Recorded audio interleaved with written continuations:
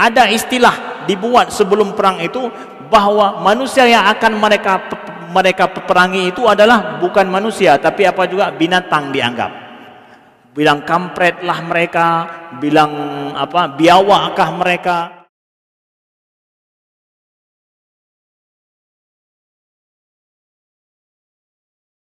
Peperangan yang terjadi hari ini itu adalah sebenarnya peperangan lebih kepada peperangan politik sampai hari ini.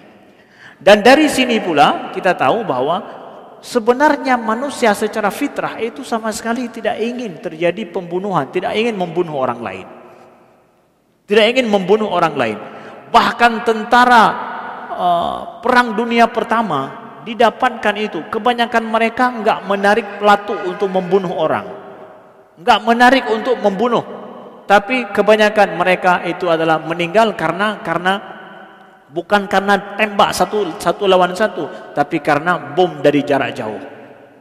Didapatkan bahwa manusia tidak akan sanggup membunuh walaupun musuh dari jarak dekat. Karena apa? Dia tahu manusia, dia akan sayang pada manusia. Tapi ketika dari jarak jauh dia tidak melihat manusia, maka pada saat itu ada ketegaan dia untuk membunuh. Sifat manusia sama sekali tidak ingin untuk membunuh.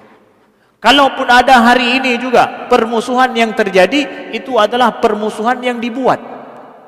Asal asli daripada manusia, baik dia kafir atau mukmin, secara fitrah manusia dia tidak ingin berperang, tidak ingin membunuh. Maka anak-anak kita diajarkan bagaimana membenci satu sama lain. Itu adalah seperti misalkan film Tom and Jerry. Berapa lama kita nonton? Bapak-bapak mungkin pernah nonton film Tom and Jerry itu pada saya kecil. Bagaimana? Ya, yang besar dan yang kecil terus mempaki bahasa katanya. Ya, saling hantam satu sama lain, saling kejar.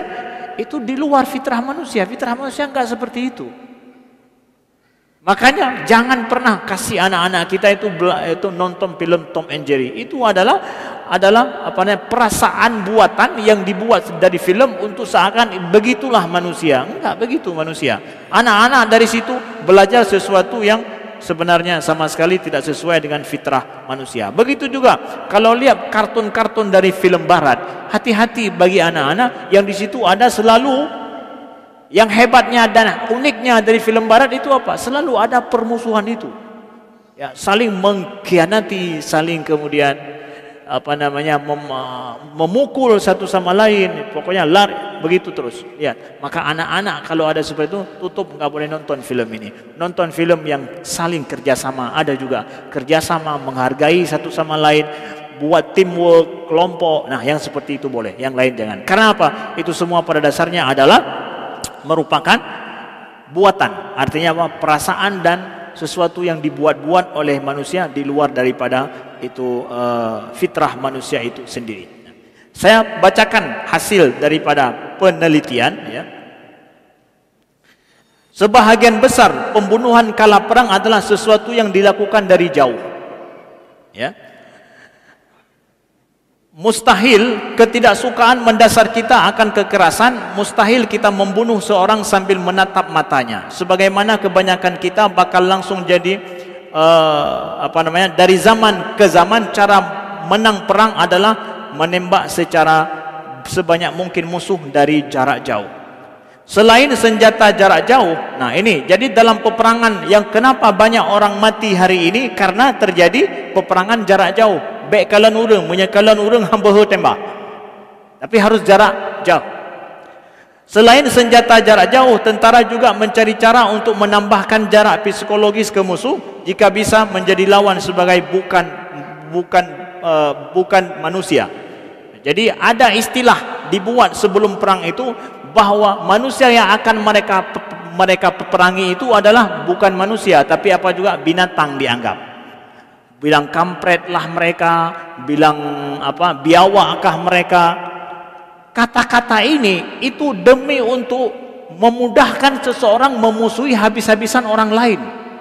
Itu simbol hari ini yang kita buat, kita istilahkan untuk orang lain, entah kampret kah, entah kadrun kah. Demi apa? Supaya kita membencinya sehabis-habisnya. Kenapa? Tidak ada unsur manusia sedikitpun pada orang itu. Kenapa? Dia kampret itu.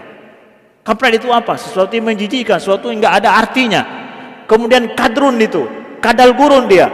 nggak ada unsur manusia sedikit pun. Itu adalah merupakan kekerasan dan kebencian buatan yang dibuat supaya kita bisa membenci manusia itu kapan saja. Kelompok itu benci terus sampai kapan saja. Kenapa? Mereka kampret. Dalam ilmu perang juga dulu seperti itu. Sebelum perang, kasih tahu dulu bahwa musuh mereka itu bukan manusia. Nah begitu, baru kemudian terjadi perang. Kalau enggak, manusia enggak mampu untuk membunuh satu sama lain.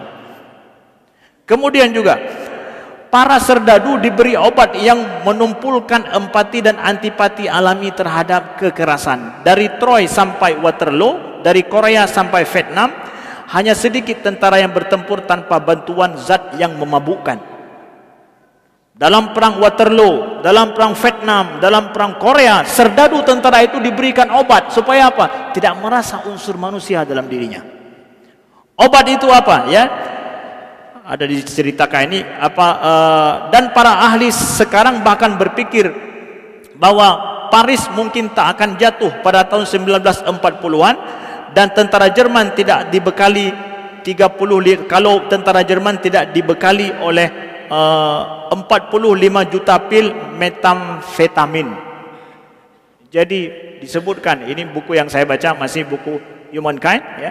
Disebutkan bahwa Paris sampai jatuh ke tangan Jerman itu adalah tentara Jerman diberikan obat untuk mampu membunuh. Obat apa? Metamfetamin sebanyak 35 juta pil yang mereka konsumsikan. Demi apa? Siap untuk membunuh. Jadi peperangan itu buatan. Hari ini betul-betul dibuat. Manusia aslinya sama sekali tidak sanggup untuk membunuh satu sama lain, siapapun dia. Fitrah manusia seperti itu. Apalagi dituduh bahwa agama ini penyebab dari perang, itu jauh panggang dari api. Penelitian telah menunjukkan, pada pertemuan yang lalu kita sebutkan, kebanyakan orang agama yang meyakini adanya Tuhan, justru itu orang paling altruistik. Artinya apa? Paling banyak berbuat baik, paling banyak berderma, paling manusiawi orangnya. Itu orang-orang yang beragama, saudaraku yang dimuliakan Allah. Jadi ini kami ingin buka sedikit ya wawasan kita, pemikiran kita, bahwa sesungguhnya kalau ada terjadi tahu sejarah perang, khususnya di dalam Islam, itu sama sekali tidak ada terjadi antara dua sekte keyakinan. Dulu, dari sejak dulu, masalah perbedaan pemahaman akidah Asy'ariyah dengan orang Salafiyah itu terjadi zaman dulu, tapi tidak pernah terjadi perang antara orang Asy'ari melawan orang Salafi misalkan. Itu enggak ada terjadi perang sampai ke ranah itu. Perang akhirnya buat senjata satu sama lain, enggak ada itu. Ya. Perbedaan pemahaman dalam sisi akidah ataupun agama tidak menjadikan sampai seperti itu, tidak ada.